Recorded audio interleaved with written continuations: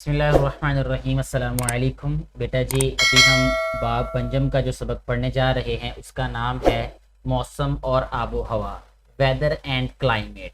मौसम किसे कहते हैं, आबो हवा किसे कहते हैं, और मज़ीद इससे मुतल्लिक़ बहुत सारे नए कॉन्सेप्ट्स और उन्वानात के बारे में हम इस सबक में पढ़ेंगे। सबसे पहले हमसे पूछा गया है कि आप ये बताएं कि पाकिस्तान के पहाड़ी और मैदानी इलाकों के मौसम में क्या फ़र्क होता है। ये हम इससे जो गुज़िश्ता सबक हमने पढ़ा, इससे पिछले वाला सबक पढ़ा, आप पिछली वीडियो देखेंगे अगर, या देखी हुई है तो आपको खुद ही इस सवाल का जवाब बेटे पता होगा। वहाँ यही लिखा हुआ था कि पहाड़ी इलाकों में मौसम सरमा में शदीद सर्दी होती और बर्फ़बारी होती है, जबकि गर्मियों में मौसम मोतदिल होता है। मोतदिल का मतलब होता है बेटे कि ना ज़्यादा सर्दी ना ज़्यादा गर्मी, यानी दरमियान वाला, ठीक है। जबकि मैदानी इलाकों में मौसम सरमा में सर्दी होती है ज़्यादा और मौसम गर्मा में शदीद गर्मी होती है, ठीक है बेटे। दर्जा हरारत नापने के लिए किस आले का इस्तेमाल किया जाता है, तस्वीर बनाइए। तो बेटे जो दर्जा हरारत नापने के लिए आला इस्तेमाल किया जाता है उसको कहते हैं थर्मामीटर, ठीक है। तो थर्मामीटर की तस्वीर आप लोग, मेरा बेटा, ये मेरी बेटियां जो हैं वो कहीं से भी देख के बना सकते हैं। घरों में भी अक्सर ये होता है जिससे बुखार वगैरह भी हम लोग देखते हैं, चेक करते हैं। अच्छा बेटे, इसके बाद हम पढ़ते हैं सबक को। सबसे पहले हमें बताया गया है कि मौसम हर रोज़ और हर लम्हा तब्दील होता है। सुबह से शाम तक मौसम में नुमाया फ़र्क नज़र आता है। नुमाया मतलब कि हमें वाज़े तौर पे नज़र आता है। मसलन अगर दिन के वक्त किसी जगह शदीद गर्मी का मौसम हो और वहाँ शाम तक बारिश हो जाए तो मौसम खुशगवार हो जाता है, यानी अच्छा हो जाता है। मौसम और आबो हवा, अब हमें बताया जा रहा है कि मौसम क्या होता है और आबो हवा क्या होता है, जिस बारे में ये सबक है, यानी जिस जो कि सबक का भी टॉपिक यही है, उन्वान ये है, जो नाम है उसके बारे में अभी हमें पता चलेगा। इस्लामाबाद की दर्ज झैल मौसमी रिपोर्ट पर एक नज़र डालें। यहाँ 4 जनवरी बरोज़ हफ्ता का दर्जा हरारत हमें बताया कि 9 डिग्री सेल्सियस था, ठीक है। तो सेंटीग्रेड भी हम इसको कहते हैं। तो ये सूरज बनाया हुआ है, इसका मतलब ये कि ये धूप की अलामत है ये, ठीक है बेटे। 5 जनवरी इतवार को ये देखें यहाँ बादल बनाए हुए हैं, इसका मतलब यहाँ पर 8 डिग्री दर्जा हरारत और बादल थे यहाँ पे। इसी तरह 6 जनवरी बरोज़ पीर को यहाँ पर ये बादल है और साथ में छोटे छोटे पानी के कतरे बनाए और साथ में ये बिजली की अलामत होती है, ठीक है, बिजली चमकने की। तो इसका मतलब ये है कि यहाँ दर्जा हरारत तो 8 डिग्री है लेकिन यहाँ पर बारिश का इम्कान है। 7 जनवरी बरोज़ मंगल को सिर्फ बादल है, यहाँ पे 8 डिग्री ही दर्जा हरारत है। 8 जनवरी बरोज़ बुध, इस दिन 60 डिग्री दर्जा हरारत है और सूरज निकला होगा या सूरज निकलने के इम्कानात हैं। 9 जनवरी जुमेरात को सूरज यानी धूप है। 10 जनवरी को भी धूप है। इस रिपोर्ट से हमें पता चलता है कि पूरे हफ्ते का मौसम एक जैसा नहीं है, कभी धूप निकली है तो कभी बादल और बारिश, धूप बारिश और बादल वगैरह मौसमी कैफियतें हैं, ठीक है, यानी मौसमों की हालत है ये किसी खास। अब यहाँ पे तारीफ है बेटे, ये शॉर्ट क्वेश्चन नंबर जो 1 है, यानी मुख्तसर सवाल नंबर 1 जो मश्क में दिया हुआ है उसका जवाब भी ये है। तो इसलिए आप लोग ध्यान से मेरा बेटा इसको पढ़िएगा, समझिएगा और याद भी कीजिएगा। किसी खास जगह और वक्त पर इर्द गिर्द के माहौल की कैफियत को यानी हालत को मौसम कहते हैं। तो ये मौसम की तारीफ हो गई। जब ये औसत मौसम ज्यादा अरसा तक किसी जगह पर बरकरार रहे तो आबो हवा कहलाता है, यानी अगर दौरानिया कम हो तो वो क्या कहलाता है, मौसम कहलाता है, और अगर दौरानिया बढ़ जाए तो फिर उसको आबो हवा कह देते हैं, ठीक है बेटे। दुनिया के कई खित्तों की आबो हवा शदीद सर्द है, यानी आबो हवा की जब बात की जाएगी इसका मतलब कि हम ज्यादा दौरानिया की बात कर रहे हैं, हम ज्यादा वक्त की बात कर रहे हैं। और जब हम कहेंगे मौसम तो इसका मतलब है कि हम लोग थोड़े अरसे की बात कर रहे हैं, थोड़े वक्त की बात कर रहे हैं। और कई खित्तों की शदीद गर्म, यानी ये आबो हवा की बात हो रही है, यानी ज्यादा तौर पर वो खित्ता जो है वो गर्म रहा या सर्द रहा, या सर्द रहेगा या गर्म रहेगा, ये आबो हवा से पता चलता है। इन खित्तों में आबो हवा की ये कैफियत साल हर साल एक ही जैसी रहती है। अब जैसा यहाँ पे देखें, नीचे हमें एक नक्शा बना के दिया हुआ है, यहाँ पे कहते हैं कि मुंतका हारा, ये जो दरमियान में यानी खत इस्तवा का जो खत है इसको मुंतका हारा भी कहते हैं। और इससे ऊपर 23.5 दर्जे जो है, अगर हम शुमाल की तरफ देखें तो ये मुंतका मुअतदिला शुमाली, यानी मुअतदिल का मतलब होता है ना बहुत ज़्यादा गर्म ना बहुत ज़्यादा सर्द, ठीक है। इसी तरह अगर हम जाएं शुमाल की जानिब और तो यहाँ पे मुंतका बारदा शुमाली है ये, ठीक है। इसी तरह इससे नीचे की तरफ आए अगर हम जुनूब की तरफ, तो मुंतका मोतला जुनूबी है, ये मुंतका बारदा जुनूबी है ये। अच्छा, इसके बाद आगे बढ़ते हैं बेटे अगले उन्वान की जानिब। आबो हवा पर असर अंदाज होने वाले अवामिल, यानी वो कौन से अवामिल हैं, वो कौन सी बातें हैं जो कि आबो हवा पर असर अंदाज होती हैं, यानी इनको हम कहेंगे फैक्टर्स अफेक्टिंग क्लाइमेट। दुनिया की मुख्तलिफ खित्तों का मौसम मुख्तलिफ है, किसी खित्ते की आबो हवा गर्म है तो किसी खित्ते में शदीद सर्दी है। बहुत से अवामिल ऐसे हैं जो दुनिया के खित्तों की आबो हवा पर असरअंदाज होते हैं। आइए इनका जायजा लेते हैं, यानी अब इनके बारे में हम पढ़ेंगे। खते इस्तवा से फासला, खते इस्तवा के बारे में बेटे हमने पढ़ा कि जो दरमियानी खत होता है, जिसके जैसा कि हमें यहाँ पे भी दिखाया गया, जिसको हम मुंतका हारा भी कह सकते हैं, ठीक है बेटे। अच्छा जी, ऐसे इलाके जो खते इस्तवा के करीब वाक़ होते हैं, यानी इक्वेटर के करीब, वहां दर्जा हरारत ज्यादा होता है। क्यों? अब यहाँ से ये सवाल भी बन सकता है कि भाई इक्वेटर के करीब वाले जो इलाके होते हैं वहां पर क्यों गर्मी ज्यादा होती है, तो यहाँ जवाब होगा बेटे क्योंकि खते इस्तवा पर सूरज की शुआएं अमूदन पड़ती हैं, यानी सीधी पड़ती हैं। मिसाल के तौर पर इक्वाडोर, ब्राजील, कीनिया, इंडोनेशिया वगैरह खते इस्तवा पर वाक़ हैं। वो इलाके जो कुतबैन यानी जिनको पोल कहते हैं, ठीक है, जो कि खते इस्तवा से दूर हैं, ऑपोजिट साइड्स पे हैं, वहां दर्जा हरारत कम होता है, यानी वहां पर आप ये कह लें कि वहां बर्फ ही जमी रहती है, ठीक है। क्योंकि कुतबैन पर सूरज की शुआएं तिरछी पड़ती हैं, यानी शिद्दत नहीं होती उनकी वो वाली। कुतुब शुमाली के करीब कनाडा, डेनमार्क और रूस वगैरह वाक़ हैं। और बेटे ये ऐसे इलाके हैं, अगर आप इंटरनेट आपके पास मौजूद है तो आप देखिएगा कि इन सभी इलाकों का टेम्परेचर जो है वो आपको माइनस में मिलेगा, यानी रूस हो गया, डेनमार्क हो गया और कनाडा जो हो गया, यहाँ पर बर्फबारी होती रहती है, ठीक है, बर्फ जमती है और बर्फबारी भी होती है।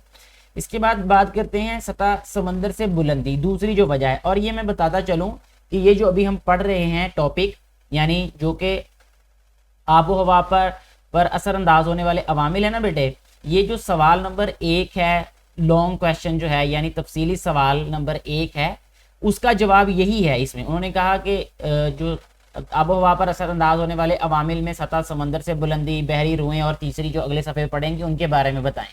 तो अब ये इसको और भी ध्यान से मेरा बेटा आप लोग सुनिएगा, समझिएगा, क्योंकि ये मश्की सवाल में से एक सवाल का जवाब भी है। ये अभी हम पढ़ रहे हैं बेटा यहाँ पे सतह समंदर से बुलंदी, एल्टीट्यूड फ्रॉम सी, ठीक है। एल्टीट्यूड जो लफ्ज़ है ना, ये आपने ध्यान से याद रखना है, ये वाला एल्टीट्यूड है यानी बुलंदी को कहते हैं हम।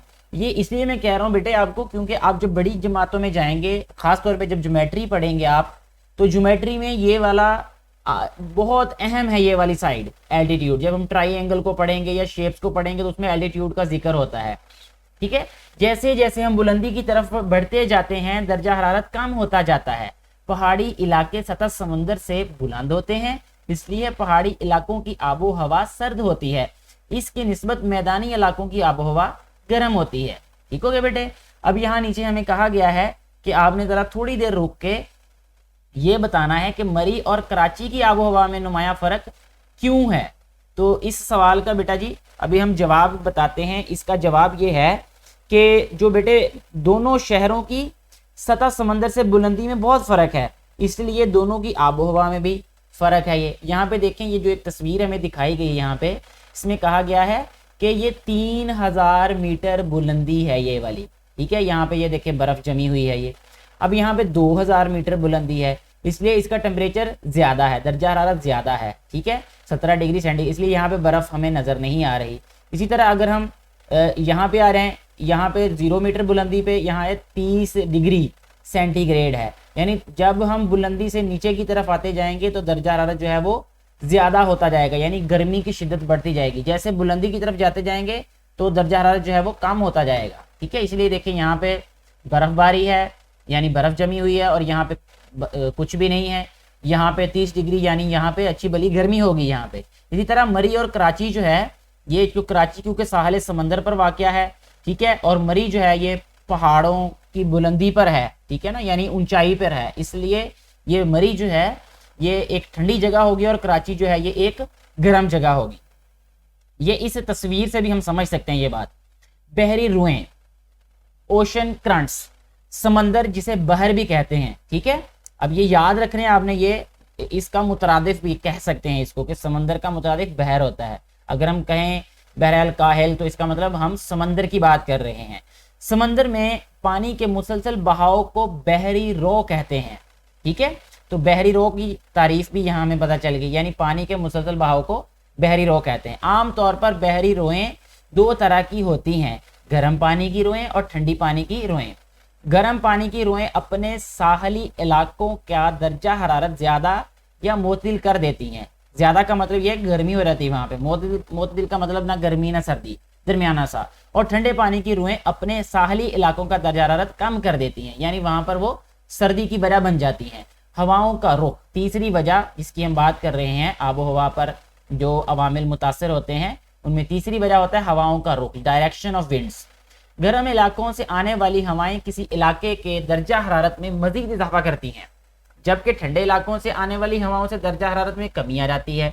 समंदरों से आने वाली हवाएं आमतौर पर बुखारात से भरपूर होती हैं, क्योंकि हमें ये पता है बेटे, आपने ये पढ़ा होगा साइंस में भी, कि जो पानी है वो हर वक्त जो है वो बुखारात में तब्दील होता रहता है। ठीक है, तो जो समंदर हैं वहां पर तो ये अमल बहुत ज्यादा तेज होता होगा। ठीक है, एवेपोरेशन का जिसको अमल कहते हैं हम, तो जो बाज औकात बारिश बरसाने का बायस भी बनती हैं। इसी तरह एक हमारे पास जो लॉन्ग क्वेश्चन नंबर 3 है, वहां पर हमें एक तस्वीर दिखाई गई है, दरख्त कटे हुए होंगे वहां पर मश्क में, तुमसे पूछा गया होगा कि बताएं भी इस असर का जो है वो क्या इंसानी ये जो इंसानी सरगर्मी है या इंसानी अमल जो है इसका आबो हवा पर क्या असर होगा, यानी दरख्त काटने का। तो ये हमें पता है आमतौर पे भी, मजीद यहाँ पे वजाहत की जा रही है कि क्या असर होता है, तो हमने याद भी रखना है इसको। कुदरती अवामिल के अलावा कुछ इंसानी सरगर्मियां भी आबो हवा पर मुतासर असरअंदाज होती हैं। सरगर्मियां मतलब इंसानी काम, ये सरगर्मियां दर्ज झैल हैं, यानी जो दर्ज का मतलब झैल नीचे दी गई हैं, जो नीचे दर्ज की गई है, नीचे लिखी गई हैं। दरख्त कार्बन डाइऑक्साइड जज़ब करते हैं और ऑक्सीजन खारिज करते हैं। ठीक है, ये अल्लाह पाक का एक निज़ाम है बड़ा खूबसूरत सा, कि इंसान जो है वो ऑक्सीजन जो है वो इनहेल करते हैं, यानी हम कहते हैं जज़ब करते हैं, और कार्बन डाइऑक्साइड जो है एक्सेल करते हैं। इसी तरह जो दरख्त हैं वो इसके उलट हैं, दरख्त क्या करते हैं कि कार्बन डाइऑक्साइड जज़ब करते हैं और ऑक्सीजन को क्या करते हैं, खारिज करते हैं। इसीलिए जो है वो हमें कहा जाता है कि हम लोगों को ज़्यादा से ज़्यादा दरख्त लगाने चाहिए। यहाँ तक कि मैंने अल्हम्दुलिल्लाह यहाँ इदारों में, हमारे शहर के बड़े बड़े इदारे हैं जो, वहाँ उनकी दीवारों पे बाहर उन्होंने पैनाफ्लेक्स लगाए हुए हैं कि एक दरख्त जो है वो तकरीबन 30 से 40 छोटे बच्चों के लिए ऑक्सीजन की वजह बनता है, यानी इतनी काफ़ी वो ऑक्सीजन पैदा कर रहा होता है। तो हमें सबको चाहिए, मेरे बेटे और बेटियों को भी, कि हम जो है वो अपनी ज़िंदगी का इसको हिस्सा बनाएं कि हम हर माह हर साल जो है वो दरख्त लगाएं, और दरख्त लगाने के साथ साथ उनकी हिफाजत भी करें, ताकि जब हम वक्त गुजार के बड़े हों, हम अपनी उम्र में बड़ी उम्र की जानिब जाएं तो वो दरख्त भी बड़े होते जाएं। ठीक है, दरख्तों की कटाई से कार्बन डाइऑक्साइड फ़ज़ा में शामिल होती रहती है। अब ये देखिए, अगर दरख्त ऐसे काटे जाएंगे, ठीक है, यानी बेदरेग काटे जाएंगे, तो उससे क्या होगा, फ़ज़ा में कार्बन डाइऑक्साइड बढ़ जाएगी। फैक्ट्रियों में पेट्रोल, कोयला और गैस वगैरह हम बतौर ईंधन इस्तेमाल करते हैं, इस ईंधन के जलने से भी कार्बन डाइऑक्साइड और दूसरी गैसें फ़ज़ा में शामिल होती हैं। तो दरख्तों की कटाई की वजह से बेटे ये हमें नुकसान बता दिया कि ये इंसानी जो एक्टिविटी है, इससे कार्बन डाइऑक्साइड गैस जो है वो फ़ज़ा में बढ़ रही है या बढ़ जाएगी, और ये ग्लोबल वार्मिंग की भी वजह बनेगी, जो कि हम इससे आगे वाले टॉपिक में पढ़ेंगे। ठीक है बेटे, इस ईंधन के जलने से कार्बन डाइऑक्साइड और दूसरी गैसें फ़ज़ा में शामिल होती हैं। गाड़ियों और फैक्ट्रियों से निकलने वाला धुआं फ़ज़ा में कार्बन डाइऑक्साइड गैस की मिक़दार बढ़ाता है। साइंसदानों का ख्याल है carbon dioxide gas global warming की एक बड़ी वजह है। अब ग्लोबल वार्मिंग क्या होती है, इसके बारे में बेटे अभी हम पढ़ते हैं। ये अगला टॉपिक हमारा ग्लोबल वार्मिंग के बारे में, ये एक बहुत अहम टॉपिक है ये, क्योंकि ये आज की दुनिया का, आज के वक्त का बहुत बड़े मसाइल में से एक मसला है। ठीक है, सारी जो ग्लोब पे रहने वाले लोगों के लिए, यानी ग्लोबल भी इसलिए कहते हैं कि ये पूरी दुनिया का मसला है। ये हमारी ज़मीन गैसों के एक गुलाफ में लिपटी हुई है, इसे कुर्रा कहते हैं, एटमॉस्फेयर कहते हैं इसको। ठीक है बेटे, कुर्रा हवाई कहते हैं इसको। एटमॉस्फेयर इंग्लिश में यानी अंग्रेजी में कहते हैं, और उर्दू में कहते हैं इसे कुर्रा हवाई। कुर्रा हवाई किसे कहते हैं बेटे, कि जो ज़मीन है, ये जो अल्लाह पाक ने ज़मीन बनाई है, ये जो हमारा प्लेनेट है, ये जो एक सैयारा है, इसके गिर्द एक गुलाफ की तरह, अगर आपके पास एक खेलने वाली गेंद हो, उस गेंद के बाहर अगर आपने कभी टेप लिपटी हुई देखी हो, जो बच्चे जो बेटे जो हैं वो क्रिकेट खेलते हैं, या जिन बेटियों ने कभी अपने भाइयों को या इर्द गिर्द किसी को क्रिकेट खेलते देखा हो, तो उस बॉल के ऊपर आपने कभी वो जो टेप होती है वो लिपटी देखी हो, तो वो समझ लें कि उसका गुलाफ है। अब इसी तरह, और वो जो बॉल के ऊपर इसलिए की जाती है, हम कह सकते हैं कि वो प्रोटेक्शन के लिए होती है बॉल की, ठीक है। तो इसी तरह हमारी जो ज़मीन है, ज़मीन की प्रोटेक्शन के लिए, ज़मीन की हिफाजत के लिए भी अल्लाह रब्बुल इज़्ज़त ने, अल्लाह पाक ने इसके गिर्द मुख्तलिफ गैसों का खोल बना दिया है, मुख्तलिफ गैसों का की लेयर बना दी है, गुलाफ बना दिया है। उसी की बात यहाँ पे की जा रही है बेटे। इन सूरज की शुआएं गैसों की इस गलाफ से, गैसों के इस गुलाफ से गुजर कर जमीन तक पहुंचती हैं। इन शुआओं में से कुछ जमीन में जज्ब हो जाती हैं और कुछ वापस मुड़ जाती हैं। जब शुआएं वापस मुड़ती हैं तो फजा में मौजूद कार्बन डाइऑक्साइड और दूसरी गैसों की वजह से ये शुआएं कुर्रा हवाई के गुलाफ से बाहर नहीं निकल सकती। इस तरह ये गैसें जमीन के दर्जा हरारत में इजाफे का बाइस बनती हैं। इसे ग्रीन हाउस इफेक्ट भी कहते हैं और इन गैसों को ग्रीन हाउस गैसेस भी कहा जाता है।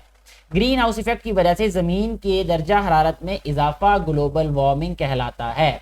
अब मैं इसकी एक आम सादा सी मिसाल आपको मेरा बेटा और बेटियां बताता हूं, आप देखिएगा। कभी भी अपने इर्द गिर्द आपने ग्रीन नेट लगा देखा होगा कहीं पे भी। आमतौर पे जो जिम्मेदार हजरात होते हैं, जो फार्मर्स होते हैं, वो भी, जिनको टनल फार्मिंग का नाम देते हैं, वो क्या करते हैं कि सर्दियों के मौसम में वो सब्जियां भी उगाते हैं जो गर्मियों में होती हैं, यानी जिनको दर्जा हरारत वो चाहिए होता है जो कि गर्मियों में होता है। तो उसके लिए वो कैसे क्रिएट करते हैं वो वाला टेम्परेचर या वो वाली आबो हवा, उसके लिए वो ये करते हैं कि या तो उसके ऊपर एक टनल बनाते हैं, इसलिए उसको टनल फार्मिंग कहते हैं। एक टनल सुरंग की तरह बनाते हैं मुख्तलिफ स्टिक्स लगाकर, तो वो उसके ऊपर शापर डाल देते हैं, ठीक है। शापर आप लोग समझते होंगे, ठीक है। पॉलीथीन बैग भी कहते हैं उसको, ठीक है। पॉलीथीन डाल देते हैं उसके ऊपर, जिनको आमतौर पे शापर हम बोलते हैं। या वो हरे रंग की एक चादर सी होती है, ठीक है, ग्रीन नेट बोलते हैं जिसको, आमतौर पे घरों में भी वो छांव के लिए इस्तेमाल की जाती है। तो वो डालने का मकसद क्या होता है, उससे क्या होता है कि सूरज की रोशनी जब उसके ऊपर पड़ती है तो वो रेज, ठीक है, जो के अंदर दाखिल हो जाती हैं, ठीक है, और फिर वो जब वापस जाती हैं तो उसमें से बाहर गुजर नहीं सकती। यानी जो हीट की वेव्स होती हैं या रेज होती हैं वो अंदर तो दाखिल हो सकती हैं उनमें से, लेकिन वो उससे बाहर नहीं जा सकती। तो इससे क्या होता है कि उस अंदर वो जो टेम्परेचर होता है, वो जो दर्जा हरारत होता है वो बढ़ जाता है। तो बढ़ जाने की वजह से उनको वो वाला माहौल मिल जाता है सब्जियों को, या जो भी उन्होंने काश्त किया होता है, जो कि उस मौसम के लिए जरूरी होता है। तो इस तरह जो है वो सर्दियों में भी वो गर्मियों वाली फसलें उगा सकते हैं या उगाते हैं। ये ज्यादातर जो है वो सब्जियों के लिए हरबा इस्तेमाल करते हैं किसान लोग। आगे बेटे बढ़ते हैं ग्लोबल वार्मिंग के असरात की जानिब, यानी ये जो ग्लोबल वार्मिंग हो रही है इसका असर क्या हो रहा है, इसके नताइज क्या हो रहे हैं। तो यहाँ हमें बताया जा रहा है बेटे कि ग्लोबल वार्मिंग की वजह से दर्जा हरारत में इजाफा मौसमों की तब्दीलियों का बायस भी बनता है। इसकी मिसाल कराची में होने वाली 2020 की मानसून बारिशें हैं, जिनके बायस कराची शहर में सैलाब की सूरत हाल पैदा हुई और लोगों का जानी और माली नुकसान हुआ। कराची में गुज़िश्ता 60-70 सालों में इतनी शदीद बारिश कभी नहीं हुई। ये सिर्फ कराची का हाल नहीं है मेरा बेटा, इस साल 2021 में जो दुबई है वहाँ पे बारिशें हुई और बहुत सारी जगह ऐसी हैं, या मज़ीद ऐसी जगह आप लोग ढूंढ सकते हैं। इंटरनेट से आप लोग सर्च करेंगे तो डेफिनेटली आप लोगों को यकीनन पता चल जाएगा कि और बहुत सारी जगह ऐसी हैं, दुनिया के ऐसे हिस्से हैं जहां पर ये पहले जो आबो हवा थी उसके बरअक्स जो है वो मामलात हो रहे हैं। उसकी सिर्फ यही वजह बताई जा रही है ग्लोबल वार्मिंग। कहते हैं ग्लोबल वार्मिंग के चंद असरात ये हैं। ग्लेशियर्स का पिघलना, ग्लेशियर्स बेटे बर्फ, जो जैसे हमने पढ़ा इससे पहले कि पोल्स जो हैं वो नॉर्थ और साउथ पोल जो हैं वहां पर सारा सार बर्फ जमी रहती है। वजह यह है कि क्योंकि वो इक्वेटर से बहुत दूर हैं, ठीक है, तो वहां पर तिरछी सूरज की शुआएं पड़ती हैं। लेकिन ग्लोबल वार्मिंग की वजह से वहां का दर्जा हरारत भी बढ़ रहा है। उस वजह से जो ग्लेशियर्स थे, ग्लेशियर्स मतलब जहां सारा साल बर्फ ही बर्फ जमी रहती थी, यानी वो इलाके जहां पर जो बर्फबारी होती थी और वो जो पानी था वो बर्फ की सूरत में जमा रहता था सारा साल, वो ग्लेशियर उनको कहते हैं। तो वो ग्लेशियर्स भी पिघलना शुरू हो गए हैं। अब वो ग्लेशियर जब पिघलेंगे तो पानी की सूरत में तब्दील हो रहेंगे, और पानी कहाँ जाएगा, वो समंदरों में जाएगा। और समंदरों में जब जाएगा तो क्या होगा कि समंदरों में पानी की सतह का बढ़ जाना। क्यों बढ़ गई है समंदरों में पानी की सतह? वजह यह है कि ग्लेशियर्स पिघल रहे हैं। जो ग्लेशियर्स पहले सारा साल जो है वो बर्फ की सूरत में रहते थे ग्लोबल वार्मिंग की वजह से, अब वो मेल्ट हो रहे हैं यानी पिघल रहे हैं, और समंदरों में यकीनन जो है वो पानी की सतह बढ़ेगी। जब बढ़ेगी तो वो पानी कहीं ना कहीं तो जाएगा, तो वो नशेबी इलाकों की तरफ ही पानी जाएगा। पानी कभी भी रुकेगा नहीं, हमेशा वो जो बुलंदी से पस्ती की तरफ जाता है। अब नीचे शदीद मौसमी कैफियत। शदीद मौसमी कैफियत का मतलब कि गर्मी है तो शदीद गर्मी, सर्दी है तो शदीद सर्दी, मतलब इस तरह की कैफियत को कि जो भी मौसम है वो शदीद किस्म का मौसम है। जिल्द और सांस के अमराज में इजाफा हो रहा है। ठीक है, वजह यही है कि जो मौसम है उसकी कोई तरतीब नहीं है, शिद्दत की वजह से ये मसाइल पैदा हो रहे हैं। इन खतरात से बचाव के लिए ज़रूरी है कि ज़्यादा से ज़्यादा दरख्त लगाए जाएं, सनअतों से पैदा होने वाली जहरीली गैसों को कम किया जाए, ऐसी गाड़ियां इस्तेमाल की जाएं जो कम अज़ कम धुआं छोड़े, कम से कम धुआं छोड़ें।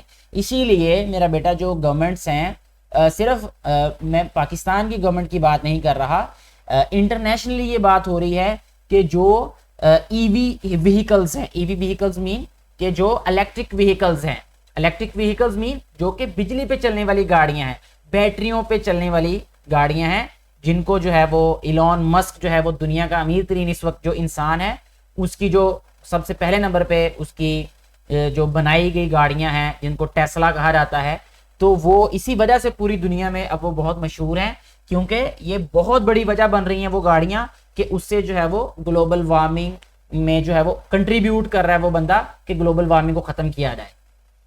कम फासला तय करने के लिए पैदल चला जाए, और ये हम सबके लिए सजेशन है, ये एक होना चाहिए कि आप लोग देखें अपनी ज़िंदगी में एक हिस्सा बनाएं एक, कि अगर हमें कोई इमरजेंसी नहीं है, कोई ज़रूरी ऐसा मामला नहीं है, तो हम कम अज़ कम 1 किलोमीटर का फासला, 1 किलोमीटर का सफ़र तो जो सिर्फ पैदल ही तय करें।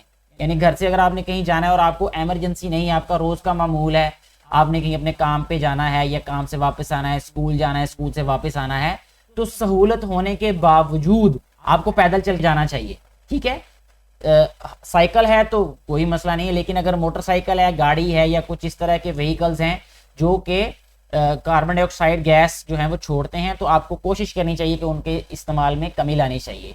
कोयले और गैस की बजाय तवानाई के मुतबादिल वसाइल इस्तेमाल किए जाएं, जैसे सोलर एनर्जी और विंड एनर्जी। सोलर एनर्जी जो है ये यकीनन जो है ये आने वाले वक्त में, बल्कि अभी मौजूदा वक्त में भी ये टॉप पे है, ये ट्रेंडिंग में है, ये कि लोग जो है वो बड़ा इस तरफ जा रहे हैं। उसकी वजह कि दूसरी जो हमारे पास एनर्जी है उसकी कॉस्ट बहुत बढ़ रही है, और आए दिन जो है वो उनकी कीमतें बढ़ी जा रही हैं, यूनिट की प्राइस। और जो सोलर एनर्जी है उसमें ये होगा कि एक दफ़ा जो है वो आपको उसमें पैसे लगाने पड़ते हैं और उसके बाद आपके लिए आसानी हो जाती है, और वो बहुत ज़्यादा एफिशिएंट भी है। ये थोड़ा सा अभी वक्ती तौर पे मुश्किल लगता होगा, लेकिन मैं बजाते खुद जो है वो अपने इदारे में, अपने स्कूल में यही जो है वो एनर्जी का यूज़ कर रहा हूँ। पूरे का पूरा इदारा जो है वो अल्हम्दुलिल्लाह सोलर एनर्जी पे काम कर रहा है, चल रहा है पिछले 1-1.5 साल से, और बहुत अच्छे रिजल्ट्स हैं। मैं रिकमेंड करूँगा कि अगर कोई टीचर, कोई प्रिंसिपल जो है इस वीडियो को देख रहे हैं, तो उनको भी ज़रूर जो है वो इस एनर्जी की तरफ आना चाहिए, ताकि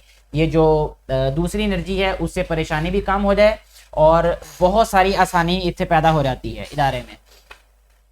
अच्छा बेटे, आगे बढ़ते हैं। इसमें मज़ीद हमें क्या बताया, क्या आप मज़ीद जानना चाहते हैं कि फ़िज़ा में, यानी फ़ज़ा जो है हमारी, उसमें कुदरती तौर पर कार्बन डाइऑक्साइड गैस की मिकदार 0.03% है। यानी अगर हम सारी फ़ज़ा की सारी जो गैसेस हैं उनकी बात करें तो उसमें 0.03% जो है वो कार्बन डाइऑक्साइड गैस होती है। अगर फ़ज़ा में ये मिकदार बढ़ जाए तो ग्लोबल टेम्परेचर भी बढ़ जाएगा, जिससे ज़मीन पर मौजूद ज़िंदगी को नुकसान पहुंच सकता है। यानी ये एक बैलेंस अल्लाह पाक ने कायम किया हुआ है। अगर वो बैलेंस बिगड़ेगा तो यकीनन जो है वो बाकी सारी चीज़ें भी बिगड़ जाएंगी फिर। अच्छा जी, यहाँ पे कुछ करने के लिए कहा गया बेटे बेटियों के लिए कि साथियों से मिलकर ग्लोबल वार्मिंग और इससे आबो हवा पर मनफी असरात से मुतल्लिक पोस्टर तैयार करने हैं। बाकी हम जमातों साथियों को ग्लोबल वार्मिंग से मुतल्लिक आगाही देनी है, तो यकीनन ये करना चाहिए हमें। अच्छा, आगे बेटे बढ़ते हैं कुदरती आफात के बारे में। तो ये जो हमारे पास मश्क में सवाल नंबर 3 होगा मुख्तलिफ सवालात में से, उसका जवाब इसमें है बेटे कुदरती आफात, नेचुरल डिजास्टर्स।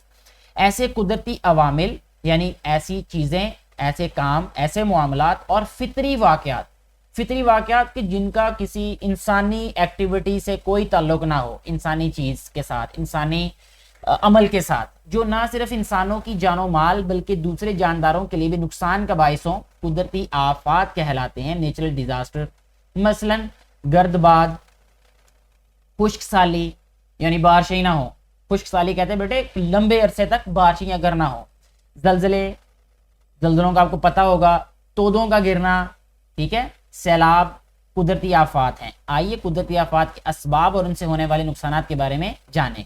तो सबसे पहले बेटे गर्दबाद, साइक्लोन्स भी कहते हैं इनको, गर्दबाद कहते हैं। हमारी जो लोकल लैंग्वेज है इसमें इसको बामरोड़ा कहते हैं पंजाबी में मैं थोड़ा सा इसलिए बता रहा हूँ कि अगर मेरे को लोकल जो नेटिव हैं वो कोई सुन रहे हो तो definitely they will be able to understand these terms very easily.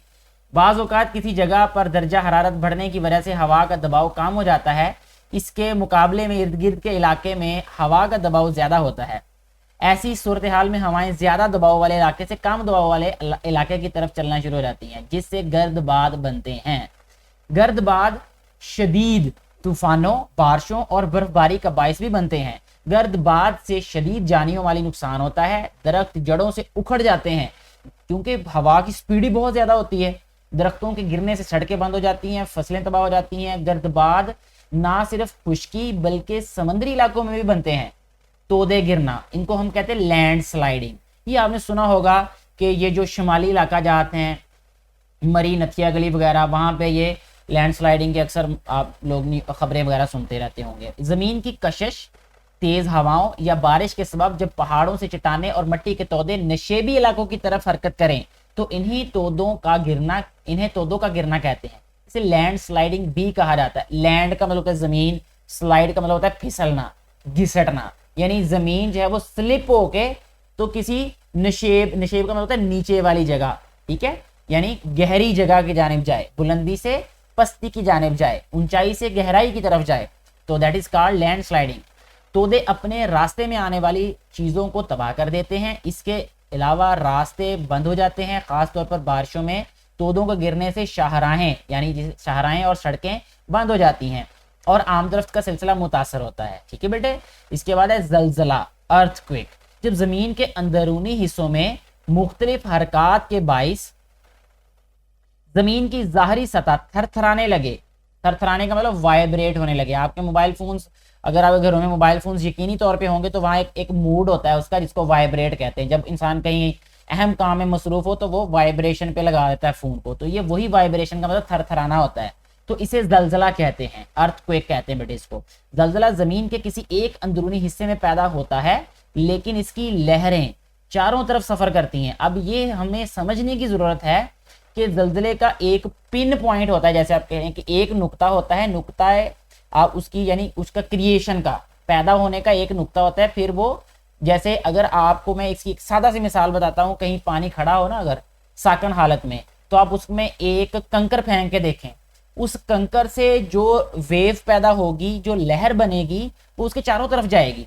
बिल्कुल ऐसे ही जलजला होता है बेटे कि वो एक नुक्ते से आगाज होता है, फिर उसकी लहरें चारों तरफ वैसे ही फैलती हैं जैसे कि आप कंकर पानी में फेंकने से उसके चारों तरफ वो लहर जाती है। इसके अलावा शाहराहें, पुल और इमारतें भी तबाह हो जाती हैं। अक्सर औकात बिजली, गैस और पानी का निज़ाम भी मुतासर होता है। इसके बाद बेटे सैलाब की बात करते हैं, यानी फ्लड्स की बात करेंगे। जब ज़्यादा बारिशों और पहाड़ों पर बर्फ़ पिघलने की वजह से दरियाओं में पानी की सतह बढ़ जाए और पानी किनारों से निकलकर बाहर की तरफ बहना शुरू हो जाए तो इसे सैलाब कहते हैं। सैलाब से ज़रई ज़मीनों में खड़ी फसलें तबाह हो जाती हैं, जानवर पानी के साथ बह जाते हैं और लोगों की जायदादों को भी नुकसान होता है, शदीद नुकसान होता है। अलावाजी यानी इसके अलावा सैलाब ज़दा इलाकों में बीमारियां भी फैल जाती हैं, ठीक है, क्योंकि वहाँ हर चीज़ गंदगी फैलेगी तो गंदगी से तो बीमारियां फैलती हैं ना बेटे। सैलाब से बचाव की एहतियाती तदाबीर, सैलाब से कैसे बचा जा सकता है, तो इसका जवाब बेटे ये है कि सैलाब के ख़तरात के पेश नज़र लोगों को पहले से इतला दे दी जाए, क्योंकि जो महकमा मौसमियात या उससे मुतल्लिका जो महकमे होते हैं वो अगर इतला कर दें बर वक्त और तो उससे आसानी हो जाएगी, बचाव की तदाबीर इख्तियार की जा सकती है, नकल मकानी की जा सकती है, या सूरत हाल के मुताबिक जो है वो अपना रद्द अमल जाहिर किया जा सकता है। एमरजेंसी की सूरत में वो जगह खाली कर दी जाए जहां सैलाब का खतरा हो। सैलाब आने की सूरत में बिजली की तारों और खंभों से फासला रखा जाए। वैसे भी जिंदगी में आप, मेरा बेटा और मेरी बेटियां, ये याद रखें कि जब कभी बारिश हो तो किसी खंबे, किसी लोहे की चीज को हाथ लगाने से गुरेज करें। ठीक है, घरों में भी एहतियात करें। आप बाहर तो बाहर, घरों में भी एहतियात करें। ठीक है, जब ज्यादा बारिश हो तो लोहे की चीजों को हाथ लगाने से जो है वो इज्तनाब करें। सैलाब के पानी से बीमारियां फैलने का खदशा होता है, इसलिए गंदे पानी से फासला रखा जाए। खाने पीने की अशिया और इब्तदाई तिब्बी इमदाद जैसी सहूलतों की फराहमी मुमकिन बनाई जाए। इसमें जो इब्तदाई तिब्बी इमदाद वाला एक पूरे का पूरा सबक जो है वो अंग्रेजी की किताब में है, तो उसमें आप लोगों को ज़रूर पढ़ना चाहिए। ठीक है, साइंस में होगा या अंग्रेजी की किताब में होगा, दोनों में से किसी एक में, तो आप उसमें देखिएगा, वो पूरा सबक बहुत अहम है और उसमें बड़ी अच्छी मालूमात दी गई है।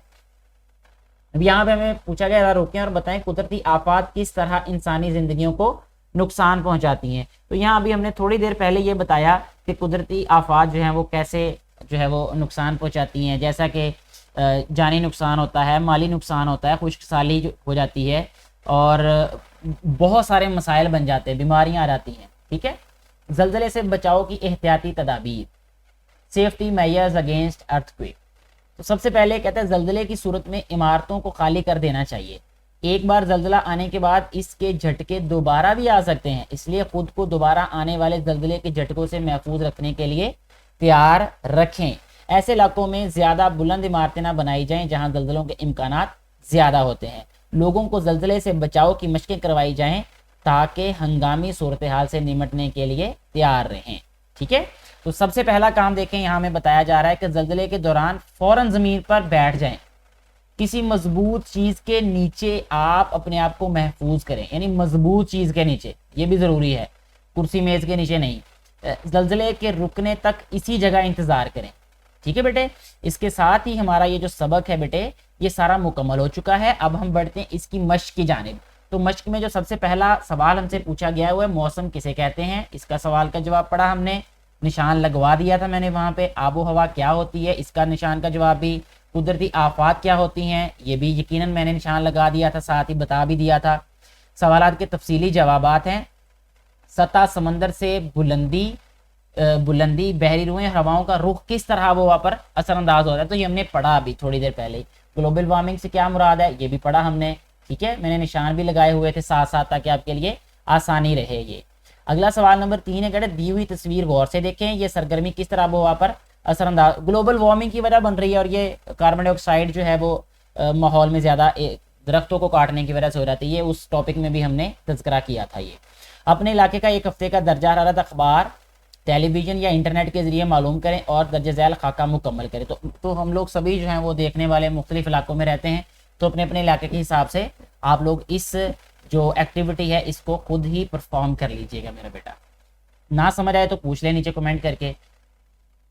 दर्जा हरारत का लाइन ग्राफ बनाना है, नमूने का लाइन ग्राफ नीचे दिया गया हुआ है, जैसे कि लाहौर के 6 महीने का दर्जा हरारत। ये देखें यहाँ दर्जा हरारत का ये ग्राफ दिया गया है। ये थोड़ा सा तफसीली सवाल होगा ये जवाब इसका, तो मैं इसको अभी फिलहाल छोड़ रहा हूँ यहाँ से। ये इसके नीचे वाला भी एक ग्राफ ड्रा करना है, ग्राफ बनाना है, तो आप लोग डाटा इकट्ठा कर लें। जब आपके पास कोई डाटा हो जाएगा, यानी इसके बारे में आपके पास मालूमात होंगी इतनी, तो आप मुझे कमेंट करके बता दीजिएगा। मैं एक अलग से वीडियो बना दूंगा इसके लिए कि ग्राफ कैसे हम बनाते हैं। ये एक बाकायदा एक मुकम्मल सवाल है जिसको तफसीलन वजाहत करने की भी ज़रूरत होगी। तो इसके साथ ही मेरे बेटा इस वीडियो को ख़त्म करते हैं यहीं पे। मुझे उम्मीद है कि आपने इस वीडियो में बहुत सारी बातें नई सीखी होंगी, और जो भी आपने नया सीखा इस वीडियो में आप नीचे कमेंट करके ज़रूर बताइएगा। वीडियो अच्छी लगी हो तो इसको ज़्यादा से ज़्यादा बेटे और बेटियों के साथ शेयर करें, उन तक पहुँचाएँ ताकि उनको भी इससे फ़ायदा हो सके, जो कि इस वीडियो को बनाने का बुनियादी मकसद है। शुक्रिया।